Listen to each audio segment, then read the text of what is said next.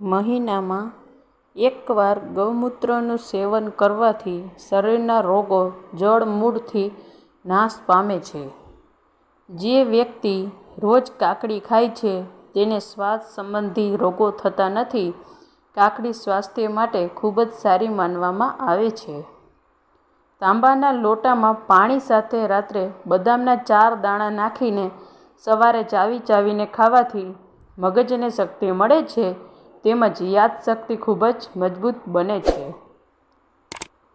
ઉધરસ, કફ, ખાંસી વધારે આવે તો રોજ રાતના સૂતી વખતે દૂધમાં હળદર મિલાવી પીવું. તેનાથી કફ અને ખાંસીમાં ઘણી રાહત મળશે.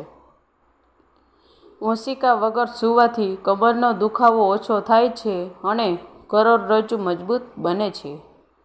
પગના તળિયા ઉપર વિક્સ લગાવીને સૂવાથી છાતીમાં કફ દૂર થાય છે અને શરદી ઉધરસમાં પણ રાહત મળે છે. જે લોકો ઝડપથી ખાય છે તે હૃદય રોગથી પીડાય છે. ખોરાક ઝડપથી પચતો નથી અને ઓબકા આવી શકે છે. ઉનાળાની ઋતુમાં બંધ ચંપલનો ઉપયોગ ન કરો. તેનાથી તમારી દ્રષ્ટિ નબળી પડી શકે છે.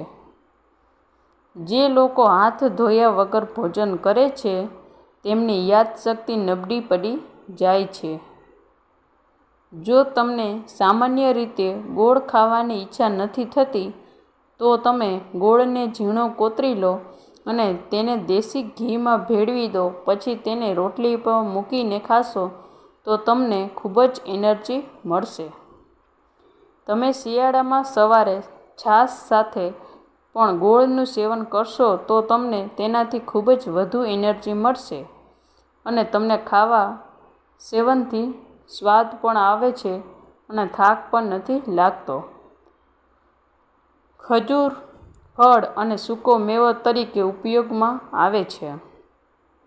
ખજૂર ઠંડીમાં ખાવાથી વધુ લાભ કરે છે કારણ કે તે શરીરને અંદરથી ગરમ રાખવામાં મદદ કરે છે. ખજૂરમાં પોટેશિયમ હોય છે. તેને ખાવાથી બીપી કંટ્રોલમાં રહે છે અને હૃદયની બીમારીઓ પણ દૂર થાય છે. ખજૂર ગર્ભવતી મહિલાઓ માટે લાભકારી છે. તેને સેવન કરવાથી બાળકને થતી જન્મજાત બીમારીઓ પણ દૂર થાય છે.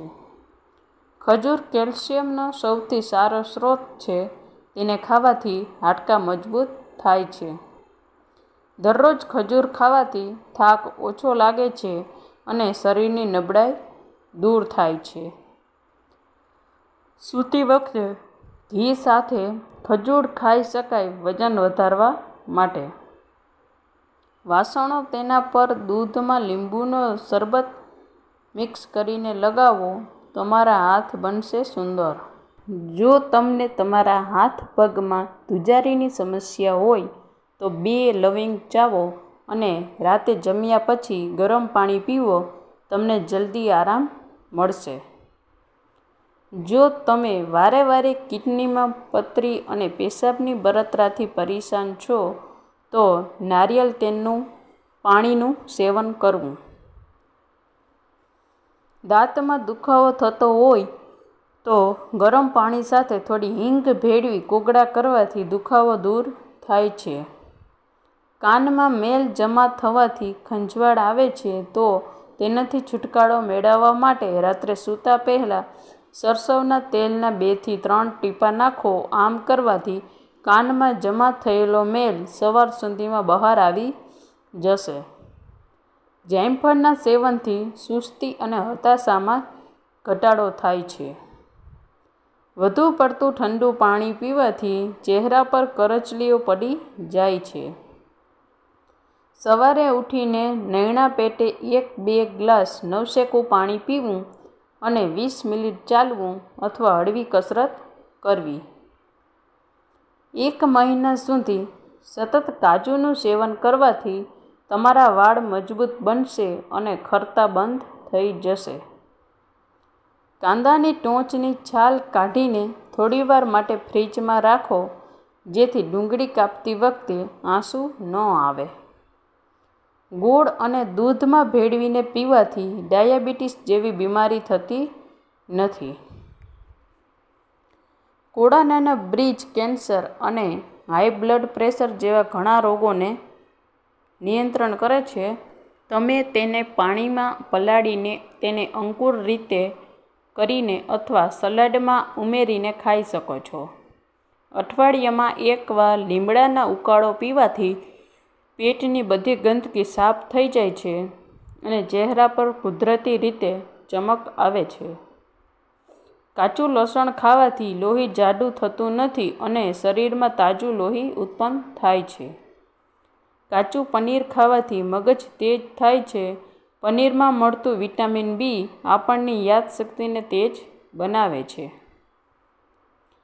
સૂતી વખતે તમારા પગ નીચે ઓશીકું રાખવાથી તમારું શરીરનું વજન કોઈ એક ભાગ પર પડતું નથી. વજન આખા શરીરમાં સરખા ભાગે વહેંચાઈ જાય છે. ડુંગળીના રસમાં લીંબુનો રસ ભેળવીને પીવાથી ઉલટી તરત બંધ થઈ જાય છે. જો તમે શાકભાજીને તાજા રાખવા માંગતા હો તો એક બાઉલ પાણીમાં લીંબુનો રસ મિક્સ કરો અને તેમાં શાકભાજીને ધોઈ લો. જો તમને ગેસના કારણે માથાનો દુખાવો થતો હોય તો 1 ચમચી લસણનો રસ પીવો. તેનાથી માથાનો દુખાવો દૂર થશે. જો તમને કામ કરતી વખતે અચાનક માથાનો દુખાવો થતો હોય તો થોડું મીઠું ચાટવાથી માથાના દુખાવામાં આરામ મળે છે.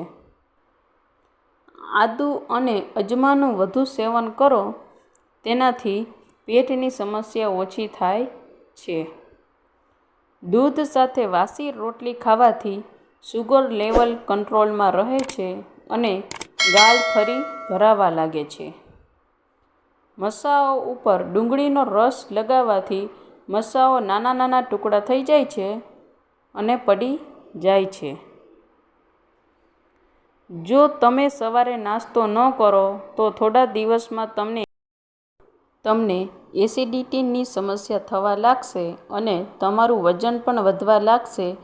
તેથી સવારે નાસ્તો અવશ્ય કરો. જો લીંબુ પાણી પીતી વખતે તમારા મોંમાં લીંબુના દાણા આવી જાય તો તમે તેને ચાવો. તેનાથી ઘણી બીમારીઓ દૂર થશે. ચણાના લોટના ભજીયા ખાવાથી ઘણી શક્તિ મળે છે અને આખો દિવસ દરમિયાન શરીરમાં જે ઘસારો આવે છે તે ઠીક થઈ જાય છે.